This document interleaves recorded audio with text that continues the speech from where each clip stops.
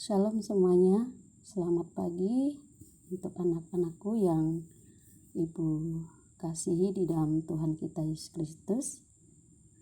Baik, pada pertemuan kali ini kita akan memulai pembelajaran kita dari mata pelajaran Pendidikan Agama Kristen kelas 7 semester 1.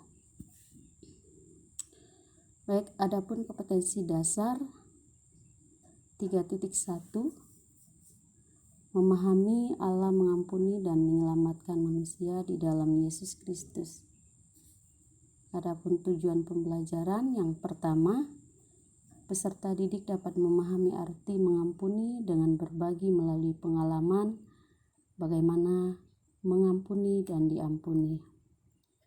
Yang kedua, peserta didik dapat memahami dampak positif dan negatifnya dari tindakan mengampuni dan tidak mengampuni orang lain.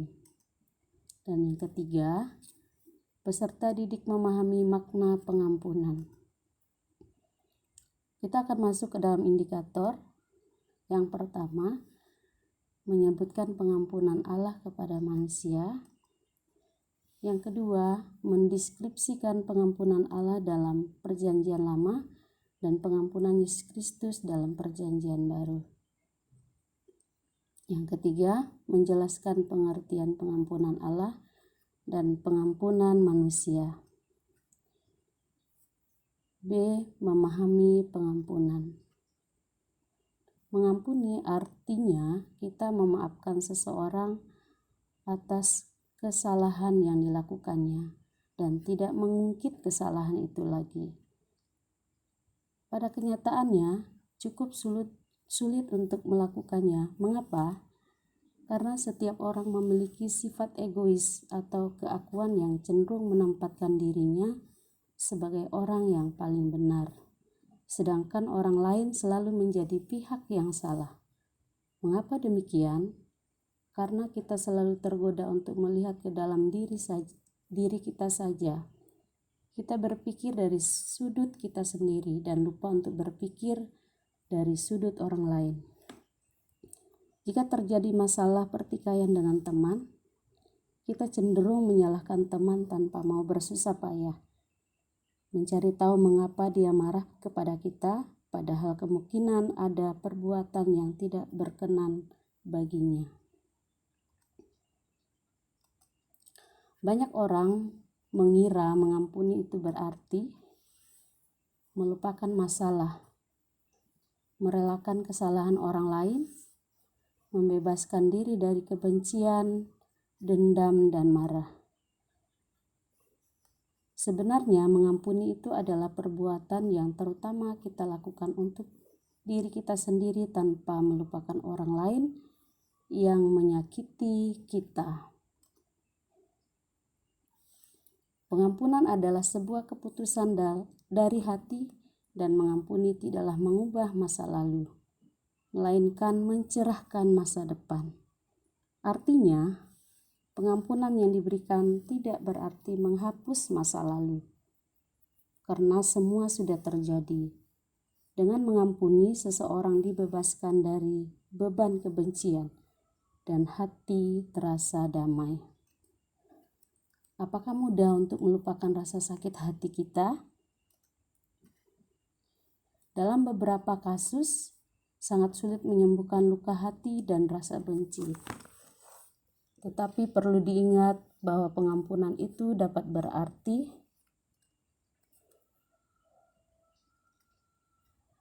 membebaskan diri dari beban kebencian dan menggantikannya dengan damai sejahtera.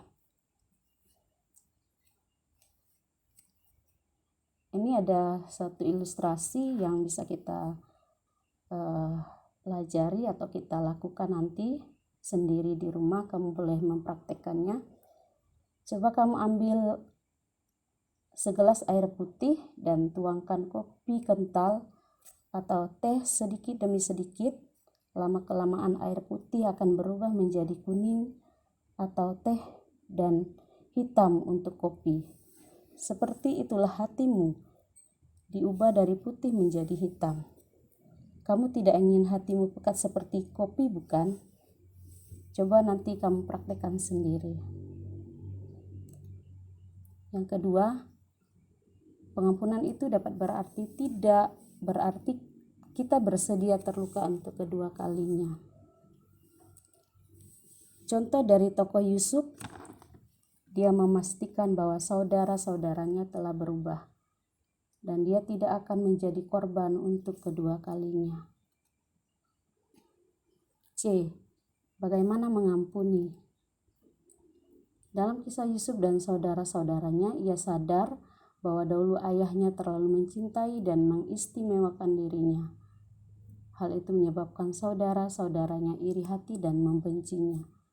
Wujud dari kebencian itu mereka menjualnya sebagai budak. Namun dia tidak membenci mereka, tetapi Yusuf juga tidak secara otomatis mengampuni saudara-saudaranya. Dia menguji saudara-saudaranya dengan cara menyelipkan piala ke dalam karung adik mereka yang paling kecil. Yusuf ingin menguji saudara-saudaranya apakah mereka telah berubah atau mereka akan mengorbankan adiknya seperti dahulu ketika mereka membenci dan menjualnya sebagai budak. Ternyata saudara-saudaranya telah berubah.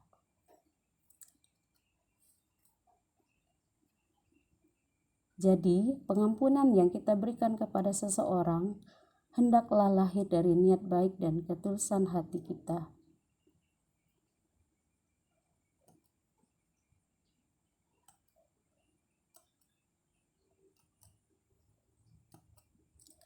Sekarang kita akan belajar dari lagu.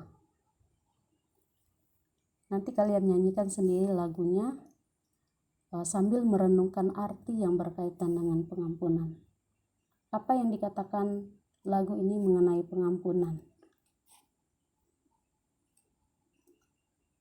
Baik, untuk pertemuan kita kali ini kita cukupkan sampai di sini. Kita akan bertemu kembali untuk pertemuan minggu depan. Terima kasih. Tuhan Yesus memberkati.